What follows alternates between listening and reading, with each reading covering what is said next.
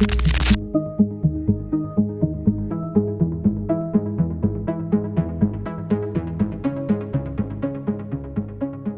everybody, so welcome to the Crypto Philosophers podcast. This is our first show. Armand Rosta, Jason Style. We're going to be going in depth about everything crypto. I know there's a lot of folks out there, whether you're an OG and you've been in the space forever, or you just heard about it on the news, you want to get into it. Well, that's what we're going to do here. We're going to dig into everything. That's right, man. It's education. It's education for us too. We're entrepreneurs. We've been at it for 25, 30 years. Company building, startups, tech, physical products that are in stores all over the world. We'll get into our backgrounds, over time, but crypto's something that, Jay really got me going in, 2016, 17, yeah. Around that time.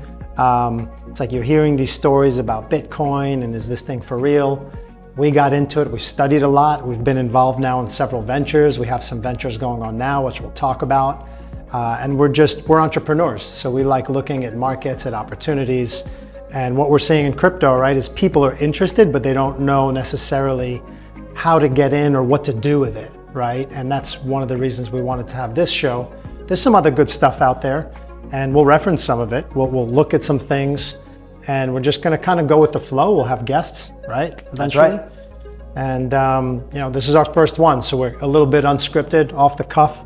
We're longtime friends and business partners, so we just kind of flow with conversation. So we're just going to kind of jump in with different topics, look at the markets, look at opportunities. I mean, do you want to start off there, like in terms of just what's happening in the market right now, like a lot of basic things like halving, right? Like let's talk as if it's like ABC, for some folks that might not even understand that concept. Matter of fact, pull my screen up. I think I'm still sharing. Sure. Yep. Yeah. Let's jump in.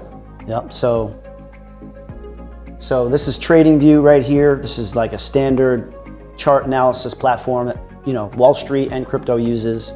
As you can see here, I've got the Bitcoin daily chart on right here. Down here, you've got your MACD, your RSI, and your stochastic RSI, which are like the most common, ways to see which way Bitcoin's gonna go. I mean, that's what everybody cares about, right? Is it going up or down?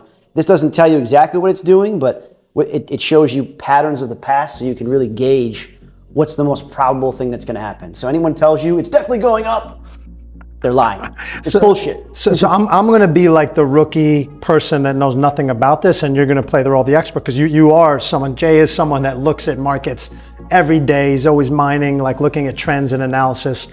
And I'm just going to be like, dude, this is a foreign language, because for a lot of people it is. Does look like Wall Street charts, the kind of stuff we've seen over time. So this is the Bitcoin chart over what period of time? So right is this now, a year, a month, right now, a day? I'll show you. This is a daily chart, right? And this chart is showing you back to 2019 right here, right? But if I put it on the monthly, now you can see the entire history of Bitcoin. Okay, that's back to the beginning, which was like 2013, 14. Looks like it's tracking it to 2011. Okay, yeah. Got it. But Bitcoin was 2008 was when the white paper came out. Yep. Right. Now you could change this chart, but I'm not going to get into that. Yeah, that's very technical, but it's good. We want to do some technical analysis over time, but let's bring it back to just the high level, right? Like the crypto market overall is what between Bitcoin and all the cryptos. There's thousands at this point, right?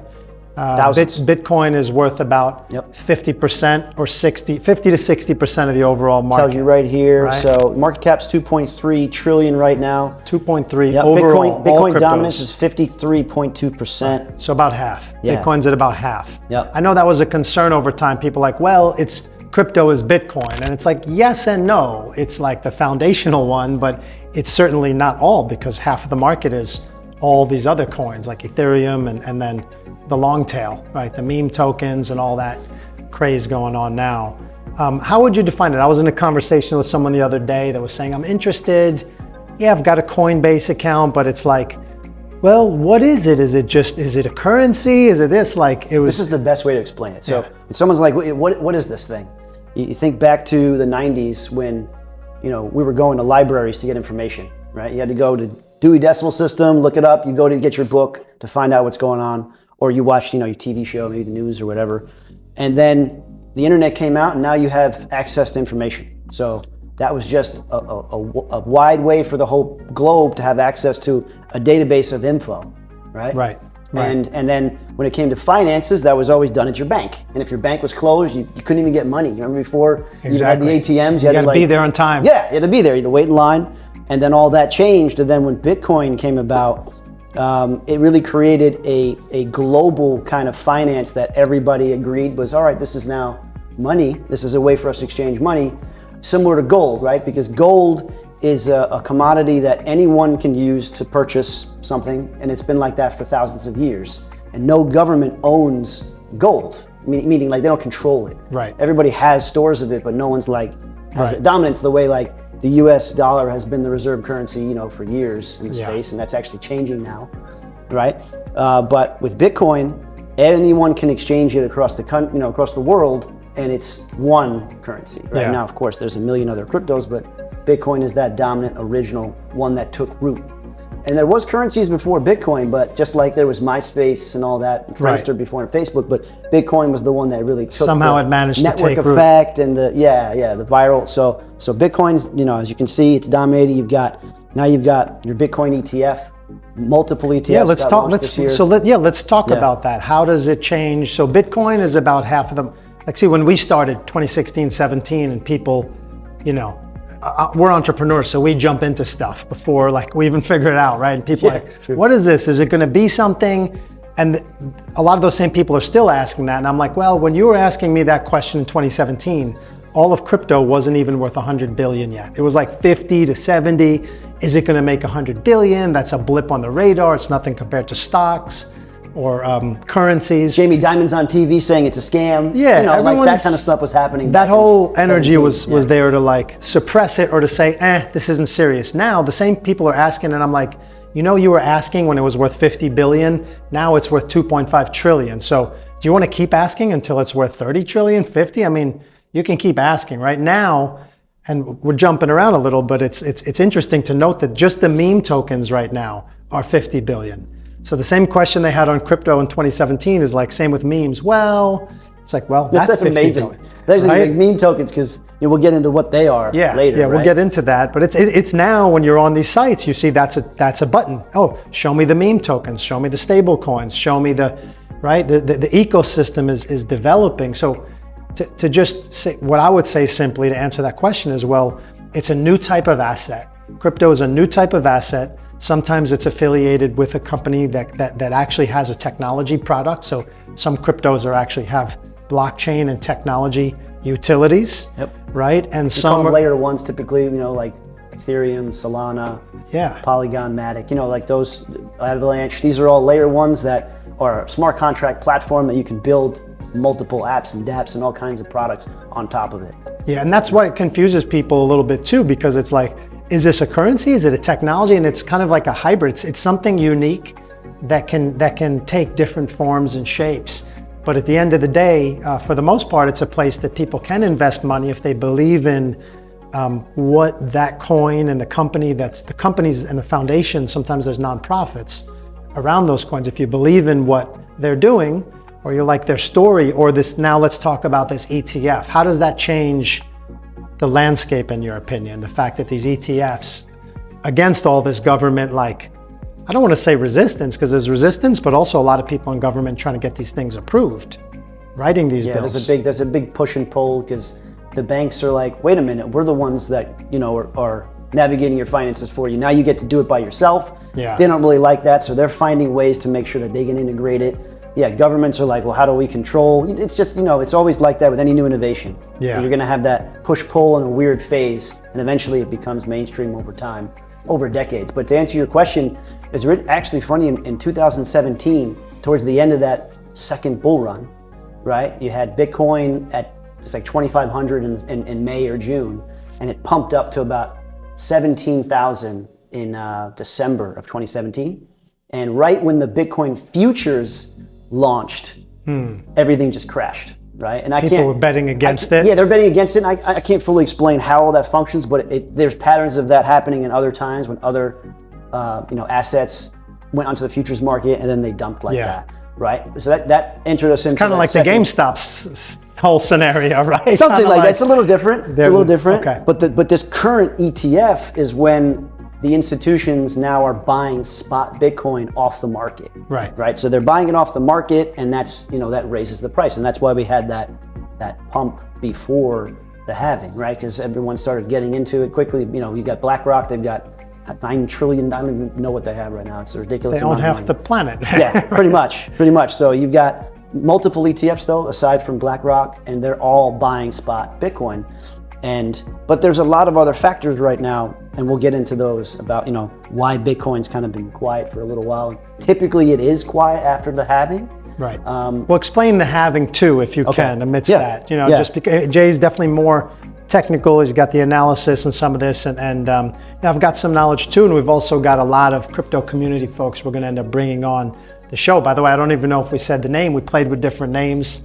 We are the Crypto Philosophers is what we're going with. Yep.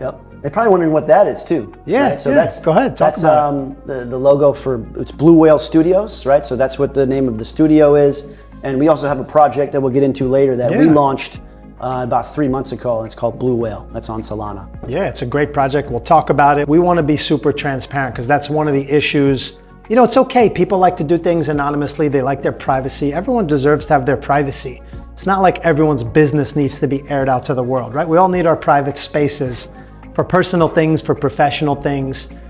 My belief is though, when you have a company you want to be public and you want to be part of the mainstream, it's kind of like being a celebrity. Like you're signing up for more transparency because your fans, your customers want to know what's going on. And so, something in crypto that I've had a problem with is like a little too much privacy and not knowing who's behind projects. In my opinion, there could be good reasons, but there's good. Some of the reasons are there's a lot of scammers, but there's scammers everywhere. Yeah. People are sending you emails all the time saying that your Chase account bank has been hacked and click this link, and that's a scammer too, right? So there's scammers everywhere, but there just so happens to be a lot in crypto because there is in the culture you can be anonymous and it's accepted. Right, and there's so much of it's technology, right? So you got hackers and techies, and they're like the ones, mining the Bitcoin, and they know how to manage all that stuff. So listen, that's one of the things we're gonna talk about in the show here. Like, what are safe ways to kind of get involved to protect your assets? We're not giving financial advice at all, but we will tell you what projects we're involved in. I like the way you describe it too. Look, we're not financial advisors. I know everyone in crypto needs to say that if they're not, right? If you're not registered with the SEC, you're not supposed to be, telling people how to manage their money. We can just share what we're doing with ours, and also share education how to navigate the space and not, get scammed, because I've been scammed plenty of times. So I've already stepped on that rake. You don't need to step on it again. We'll flip that over. And, we'll be able to have a good time, because I know how many times you meet people and they're like, hey, I'm really interested in getting in crypto. How do I get into it? And then even just the simple steps that you have to do now, people are like, oh, wow, I got to do 3 things. Like, and in 17, you had to do like 10 things. Yeah, that's true. It was a lot more complicated. Uniswap didn't even exist yet. Yeah, so there was no decentralized exchanges. It was nothing. It was just Coinbase and maybe it was 10 exchanges. It's gotten easier. So I think another thing we can do today, again, we know we will have people of all different levels listening in, but I think it's important to kind of go ABC and just we'll talk different, maybe some different terminology, different language, but as you said about how to get in, when everyone was rejecting crypto at the beginning, the big guys, what were they doing? They were hiring all the smartest crypto people they know so they could build, like Visa, everyone, now Stripe and Coinbase. And they're saying it's a scam, don't get involved. And meanwhile, they're building. Venmo, how can people sit there and say just because markets are up or down, it's like, oh, crypto's done, it's over. What do you mean it's over? You can use your Venmo now. You can buy things on Amazon, right?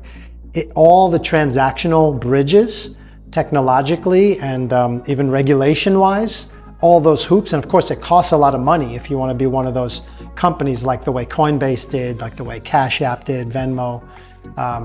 It's all happening. It's all happening. So I think it's very smart. And you could tell the younger folks they're a little more in tune with it because they're growing up, they're digital natives. They were born into this. Yeah, So this is like natural for them. Yeah, and they don't care about the brands. They don't need to be with Chase Bank or Bank of America. They'd rather be with like Robinhood or Zelle. Oh, cool, I could have a Venmo just bank account. I don't need to carry they don't like carrying. Cash App seems to be really popular with the youngins. Yeah, they love that. I remember I was asking someone for change with cash the other day, and I had it was a family party, and there was like some 20-year-olds, and then there was some adults, like older adults, and the 20-year-olds, they looked at me funny when I was like, does anyone have change for a 20? They're like, they don't carry cash, they don't carry credit cards, they got this thing right here, right? And it's got everything. So that's why that group is a lot more kind of, and that's why Robinhood and all that stuff with GameStop was easily able to happen through college campuses, right? So what else, man? What else we want to cover up here in conversation? I think just briefly we'll talk about Bitcoin here, right? So this is like I said, this is your daily chart, and right here, this is a standard bull flag. Okay. Right. So if you look at this, a lot of people right now are like, oh, the market's dying, it's quiet, nothing's happening. It's because Bitcoin's been in this sideways chop since March. So when we launched. Okay, so that yellow, those two yellow lines. I made this, yeah. So I know, so those two yellow lines there. That's the flag. So, and that's over 3 months? Yeah, so okay, because it's hard to really tell, but that's 3 months That's there. March all the way until okay, got it. July, right? So it's kind of coming down, but not too much. It's kind of in a side, right? It's sideways, slightly going down. Mm-hmm. But the typical bull flag will look like that, and you see this is just the pole, right? So got the pole a little bigger than it should be. Got it. So you're constructing. You're doing a little like it's like a line drawing, like you're connecting the dots. So if Bitcoin breaks up, this is just standard. Like this is one of the most standard technical indicators, right? If Bitcoin breaks out of this flag, come down and tests that line, there's like a 70% probability it's going to go up to 94,000, or roughly around that range. And then if it breaks below it, okay, since it's a bull flag, it's a lower probability it'll break down, but it happens all the time, right? Because not one thing controls the market. Then that would break down to like 26K, right? And that's the bears would love that because there's people that enjoy shorting the market as opposed to longing, so they're making money when it's dropping. And right? all the mechanics are there possible now, like with the futures, to short, to long, to if you want to be long, you just buy and hold, right? If you want to short it, you could use the futures But also when you long, if you long with leverage, which is right. what a lot of these traders right. like to do, you can really maximize your gains right. tremendously, and you can also lose your money really fast too. So it's a risk reward system. So keep going, and let me just keep asking you these one-on-one questions. Let's pretend as if like I'm a wealth manager for like 1,000 people, and none of them are into crypto yet, and I'm like, well, let me try to figure out more here, right? So if someone wants to kind of get into the market, how would you describe the difference between like the centralized, this whole thing about just what's this premise of decentralization and blockchain and crypto as part of the ethos, right? Like in your opinion, it's a great question. And is it safer or not if I have my money through a centralized versus a DEX, as they say, right? Those are the decentralized exchanges. Like how would you just describe that to like someone just trying to understand how to start out? Perfect example, right? So Coinbase is like the popular US exchange, and that's like your crypto bank. Right, and it actually bridges. And it's centralized. It's centralized. So they. What does that really mean? What it means is that they're in control of your funds. So they have the what's the word? Like the keys. The custodial. They're the custodian of your keys. So in crypto, the keys, as opposed to a physical key like for a safety deposit box, the key is typically a seed phrase. So it's like a random bunch of words. It's a password of some kind. Could be like 12 or 24 words. Right. And that's your key. Right. That's like if anybody has that key, it's the equivalent of having the key to your front door or the key to your bank account. Right. The key to your. You're safe. That's your safe. They can take all your funds, right? So that's one of the things that they initially makes people a little nervous about crypto, because they're like, wait a minute, I give the money to the bank. It's like it's if something happens, it's insured up to $250,000, FDIC, all that. But now, if I lose it, there's nothing I can do. Right. I lost. There's no one to call. No, but at the same time, you also are in control of it, right? So what's happened with some exchanges like Mt. Gox, which was one of the original exchanges from way back. Centralized exchange, right. And they got hacked, and a lot of people lost tens of hundreds of millions of dollars. Actually, I think they're releasing some of those funds because maybe they did have some reserves or some way to recover it or some. Not all of it. So they're supposed to be selling that Bitcoin soon, which potentially could keep us stuck in this range for a while. Okay. That's a whole other story. Got it. So let's get back to the point. So you've got your centralized, where you're letting them hold your US dollar or your Bitcoin or any cryptocurrency, any token in that account. And if they get hacked or they decide to like freeze your account for some reason, then you don't have access to your funds. Right.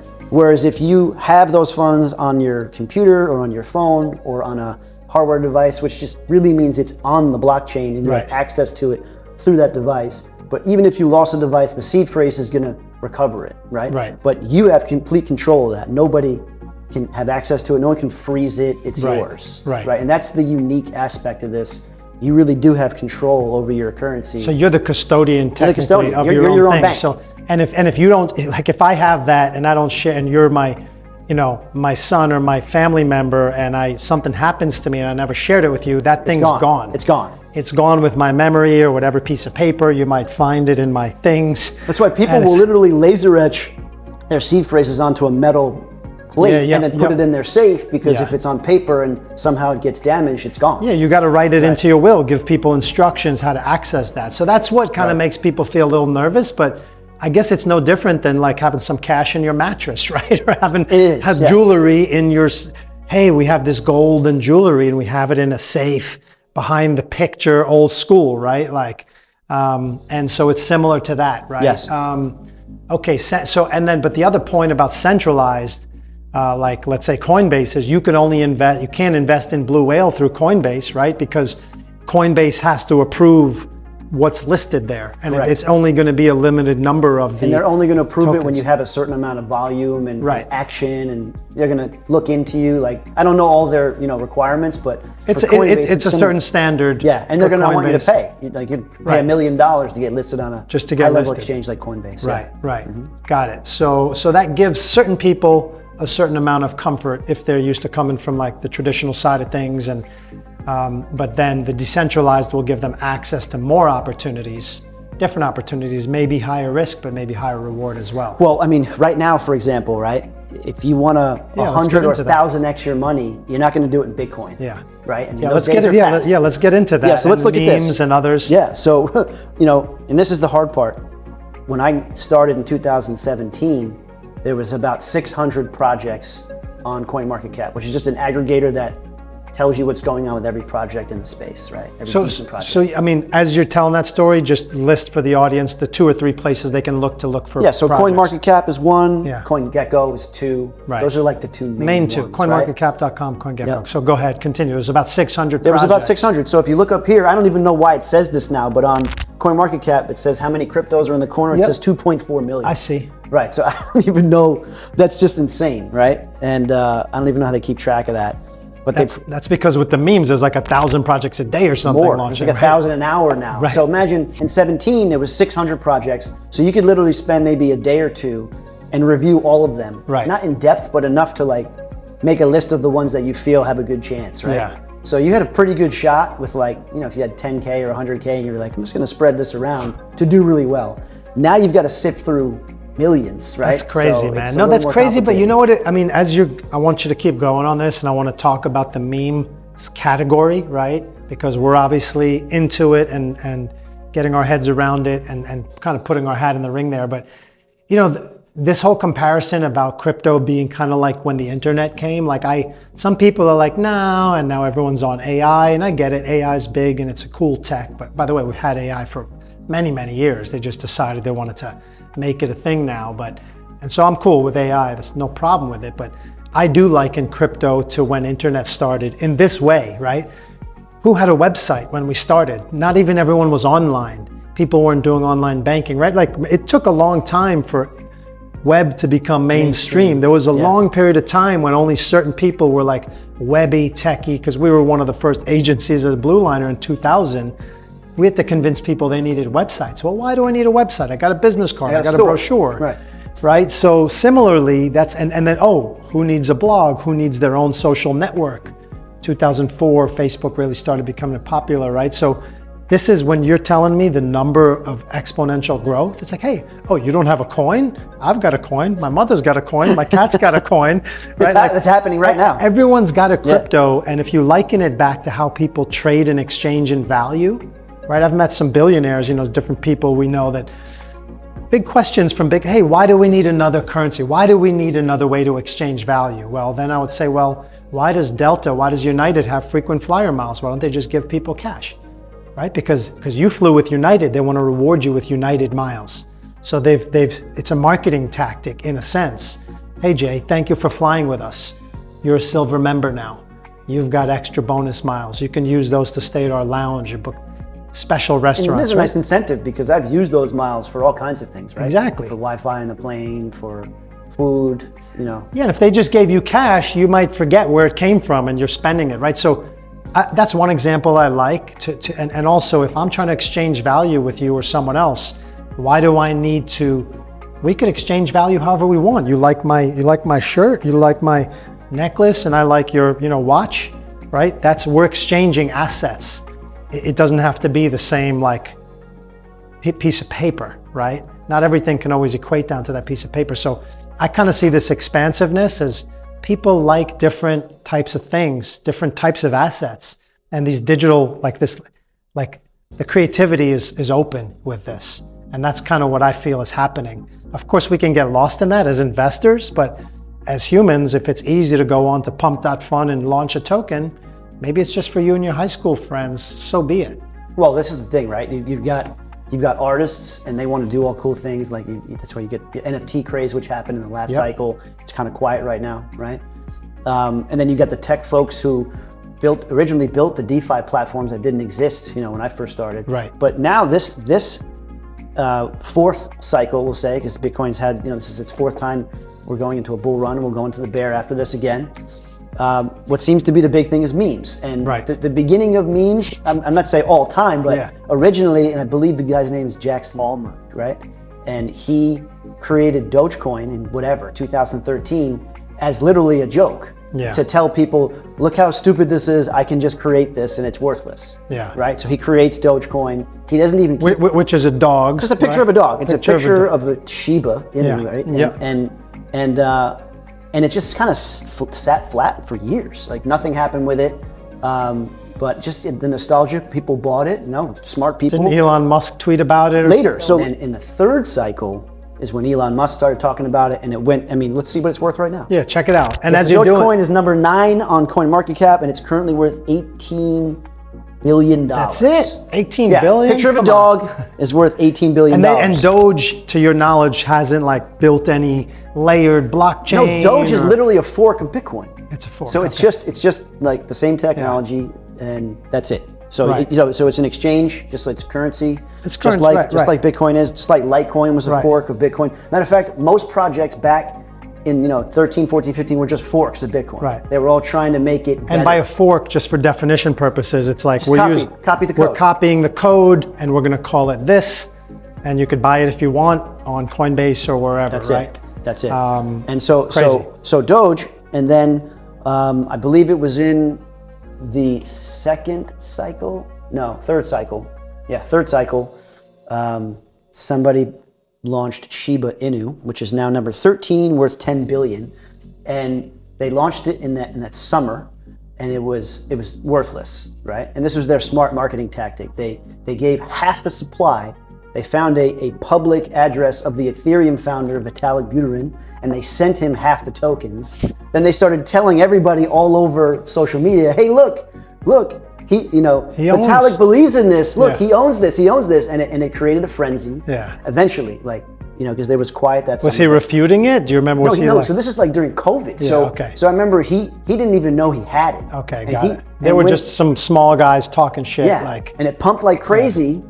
And he found out about it, and because he couldn't get to his seed phrase was in Canada, and he was somewhere else. Yeah. So he does an interview where he's talking about it, where he couldn't access it. But when he did, he sold a chunk of it. I don't know how much, maybe 10 million. Donated to some charity, and then burned the rest of the tokens. Burned. Right. So now you got 2 meme tokens, that became like worth billions and very popular. Yeah. So in this current cycle, and the last cycle too, that some came out, but right now, everyone's trying to recreate that same frenzy because it's really just, it's a network effect of people that believe in it, just like Roaring Kitty, saying, hey, let's short, let's buy this because the hedge funds are shorting it. And if all of us buy enough of this, they'll all go bankrupt and we'll all make money. But you kind of have to hold it for that actually to work. You got to get enough people to buy into it, right? So how is that, and this will be kind of our last, I think, topic for today, and I'm glad we're ending on memes, but how is that, how do you say it's not a pyramid scheme, right? Like that, like, okay, well, we're just trying to get people to buy this, like, right? Because that was my thing when we were talking about it, and I'm like, well, what's a meme and what does it mean? And like, do we need to build something or not?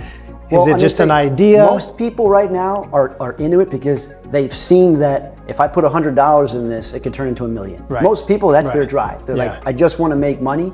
And like you're describing, the only reason that's going to happen is if enough people keep buying into it. And that's why everyone's talking community, but it's like, I feel like, is it really community or is everyone just trying to make a quick dollar? Is it a gambling? I think most people are just trying to make a quick dollar. But then you see projects like the ones that do well, like that become these billion-dollar memes, like Doge and like a new one like Pepe or whatever.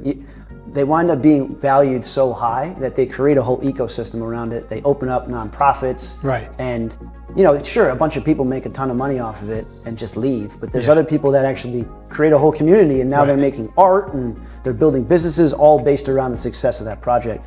There also is probably a majority right now, and this is what we have to show people how to navigate. You got a lot of scammers who are like, these people want to just take $1 and turn it into 100, so I'm gonna sell them that dream, and they're gonna buy my token, and a day later, or actually now in an hour, I'm just gonna steal all the money. Right, and that happens all the time. So you're navigating the space now, you have to be careful. You can't just be like, I wanna 100x my money too. You can, but you gotta really like choose very carefully what you're investing in. But that goes for the stock market too. But at least, in stocks, when you buy like blue chip stocks, they're not gonna like scam tomorrow. They could go bankrupt for whatever reason. But in this space, if you don't know the people behind the project, it's just really risky. So it's a little more of Wild West. It is Wild West. That way. It's more Wild West, kind of like startups are like that too. This is like another level of Wild West. So, that's one of the reasons we wanted to start this show, so we can just talk about it. Two guys, and we've got a community of people in the crypto space, also in more traditional real world spaces, some which are into crypto, some which aren't. We want to talk to, different folks, different smart, intelligent finance folks, business folks, and some lawyers too. I want to bring a lawyer on the show who knows crypto. He knows a couple of them. It'd be great to ask them questions because, even with us launching our own token, you have to be careful and make sure, if you're raising money and you're a U.S. citizen, you need to register with the SEC. If you don't, they're going to come after you. And you see it happening all the time because people think, I can just do this. You can't. You can't. You got to, and even if you're raising money for a startup, it's the same thing, right? I think on the next one too, we could talk a little bit about ourselves. We don't need to do that on this podcast. For sure. Like the businesses we've started, and we could talk a little bit about Blue Whale. And absolutely, if you want to check out, because we're in Blue Whale Studios, bluewhale.earth, you can see about our creative projects. It's an entertainment hub. We've got a celebrity podcast. We've got this podcast. We've got a fashion podcast. It's on the kind of partnership of a 20-year-old agency, that I've been part of. We've built some businesses together, which we'll talk about. We're not here to promote the things we do, but we're happy to share them with y'all, and because that's our social network and our business network, we're going to have some other of our colleagues, collaborators, clients on board as well.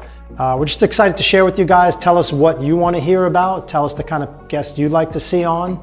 We'll be all over the different social media. We also got a Telegram and an X Telegram, VC. X, YouTube channel, which obviously this will all be posted on. We'll start to promote it. And the celebrity podcast, which we'll be announcing soon, which is going to be filmed right here. That's going to be a big deal. It's going to be a lot of fun. You guys are going to enjoy. I know I love watching her content. For sure. And maybe we'll have her on the show. Yeah, why not? Why not? We're going to have fun with it. All right, guys. Peace. Crypto Philosophers See you soon. out. All right.